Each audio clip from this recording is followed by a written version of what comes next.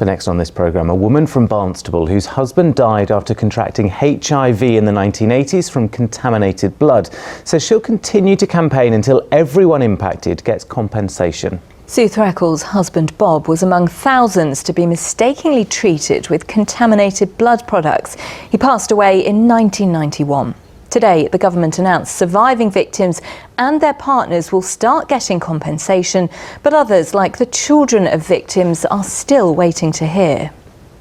And we can speak to Sue now. Sue, you have been campaigning for compensation for decades now. You are now eligible. It should come in the next few months. How do you feel? Quite flat and emotional, to be quite honest. I know a lot of people will expect us all to be jumping up and down with joy, but for various reasons, mainly because we've had to fight for so long to get any concessions from government.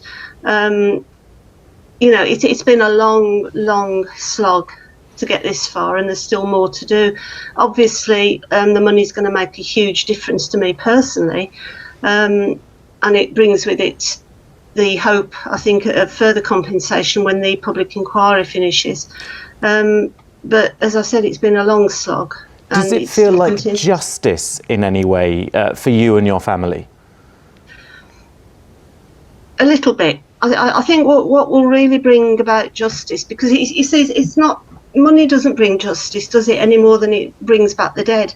I think what will bring about proper justice is the report from the final inquiry, which I hope will bring some sort of vindication, whereby people that have derided our campaign and tried to shut us up over the years will hopefully be able to see why we've done it. I mean, no one gives up 3 or 4 decades of their life to this if there's not a very good reason why, and I think I'm certain all that will come out at the end of the inquiry. Yes, and of course there was a huge effort just to get the inquiry in the first place, and now that's ongoing. The Prime Minister has said today it's appalling families have had to fight for so long for justice, and went on to say he's finally beginning to right that wrong. Of course, there are families who are not eligible because it's not a spouse who passed away or was given contaminated blood. It might be one of their parents, and they're not due compensation at the moment. For these people, it's not, as I said, it's not just about the money.